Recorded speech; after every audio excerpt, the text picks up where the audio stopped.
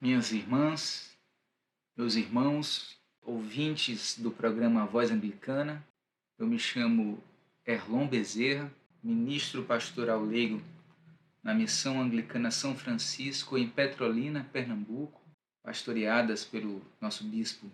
João Câncio Peixoto, bispo da Diocese Anglicana do Recife. Agradeço ao reverendo Cláudio Linhares. Para mim é um prazer e uma honra poder estar aqui para, em atitude orante, refletir junto com cada uma e cada um de vocês acerca daquilo que o Espírito põe em nosso coração quando olhamos para o testemunho dos irmãos que nos antecederam na fé em busca de orientação para a nossa vida no mundo que nós vivemos. Quero convidá-las e convidá-los a lermos juntos no livro de Atos dos Apóstolos, o capítulo 4, dos versículos 23 a 31. Leamos. E,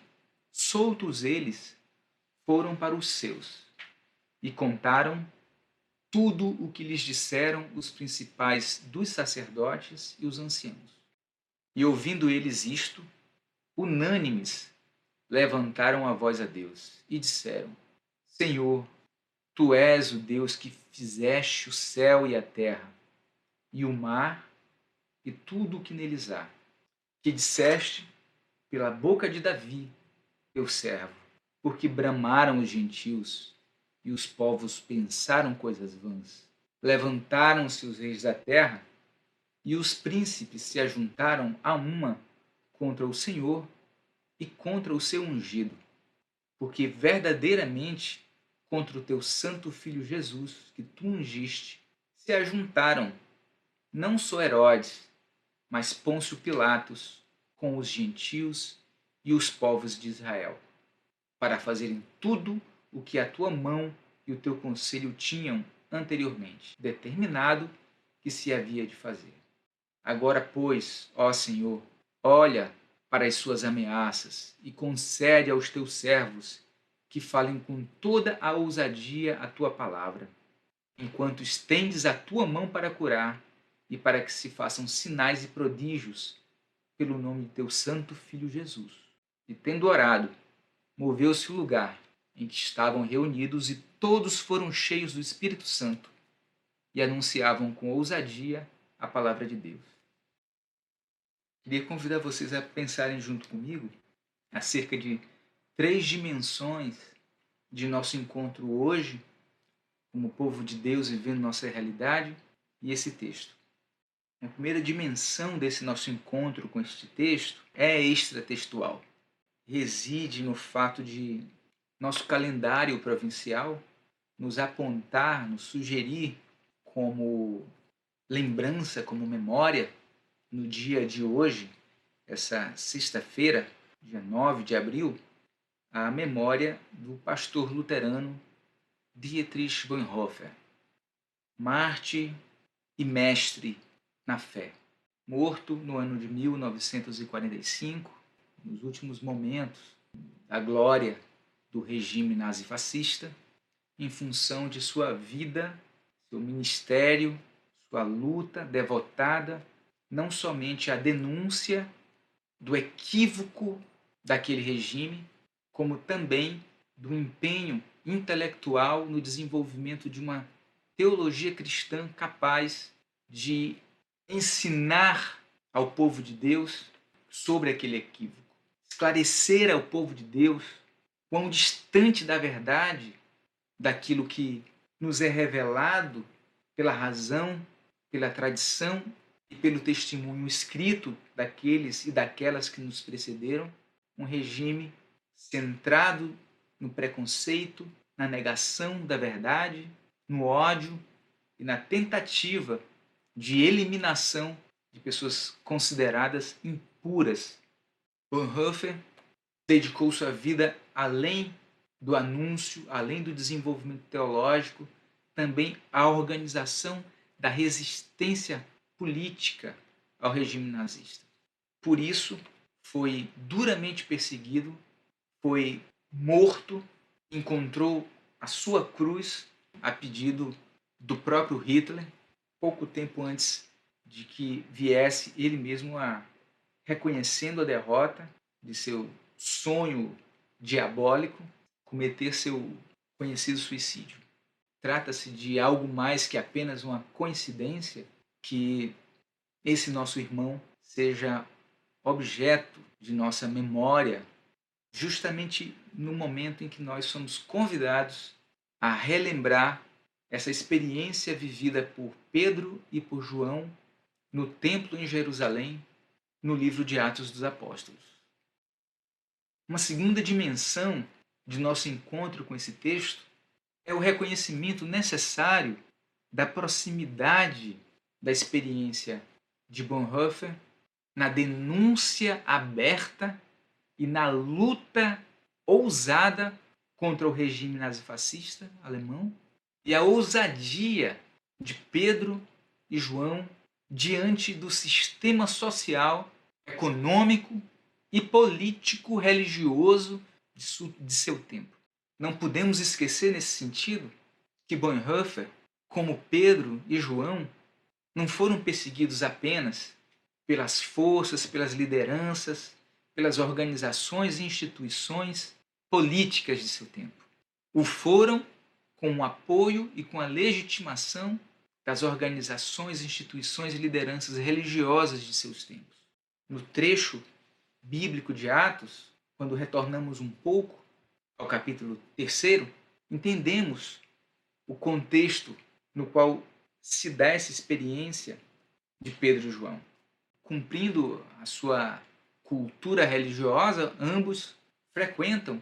o templo de Jerusalém e ao entrarem no templo, diante da porta formosa, veem um homem coxo de nascença, que era um mendicante, que pedia ali. Pedro e João, tomados da fúria radical e da ousadia do amor que ardia nos seus corações e que eles aprenderam de Jesus Cristo, que presentificou o amor infinito que a tudo criou e a tudo sustenta, olharam para aquele homem e, diferente do modo como o viam as lideranças religiosas de então, as organizações religiosas de então, a mentalidade média do povo, o sistema político que se beneficiava da destituição da condição humana plena de pessoas que nasciam com diferenças. Eles olham para aquele homem e profeticamente o veem a partir da inspiração e do amor divino como alguém pleno. Entendem a injustiça sistêmica que o põe naquela condição e lhe dizem: olha, nós não temos nem prata nem ouro para te dar, mas o que nós temos nós vamos te dar. E num ato carismático, tomados pela força redentora e libertadora, dizem a ele: levanta-te, anda. Bonhoeffer, em seu tempo, era tomado pelo mesmo ímpeto da fúria do amor diante do modo como o sistema nazifascista buscava fazer crer ser a condição de ciganos, homossexuais, judeus e demais divergentes, dissidentes, morais ou étnicos daquilo que eles entendiam a pureza ariana. Também a ideia da pureza dos judeus e daqueles que, junto com os sacerdotes, os saduceus, buscaram Pedro e João para prender, porque, segundo nos diz o texto bíblico, doíam-se ao verem Pedro e João curando, estendendo a mão profética e diaconalmente, resgatando a dignidade plena daquele homem e, com aquele ato, anunciando a possibilidade da redenção, da revolução, da transformação de um novo mundo, as consequências da ação profética, do anúncio ousado da mensagem libertadora no mundo cheio de opressão e injustiça, no qual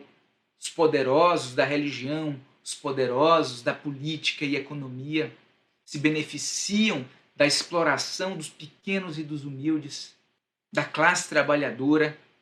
é uma consequência bastante conhecida por qualquer um que conheça um pouco da história do povo de Deus. A consequência é a cruz. Mas, minhas irmãs e meus irmãos, não é outra coisa que nós somos convidados. Em nenhum momento a nossa fé nos ilude em relação a isso. A radicalidade do convite de Jesus ao discipulado e à ética cristãs. Como Pedro e João, que de forma nenhuma perderam a ousadia, mesmo presos, mesmo diante da tentativa de intimidação das autoridades de seu tempo, não recuaram um passo, avançaram na organização da luta do movimento de Jesus, avançaram na construção do movimento que anuncia a esperança da redenção, não só dos homens e de seus sistemas sociais, mas de toda a criação. Bonhoeffer fez em seu tempo a sua escolha. Uma terceira dimensão de nosso encontro com esse texto é, portanto, pensarmos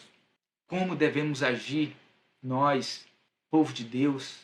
igreja, comunidade ressurreta no Cordeiro Pascal,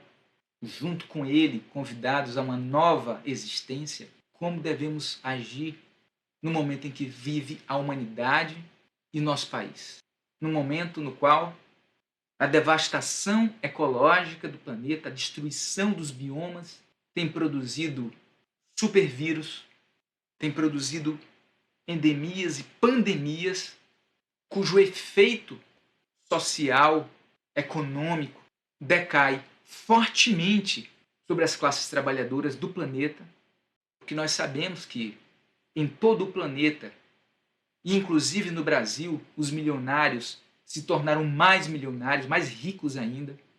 Novos milionários que se beneficiam da miséria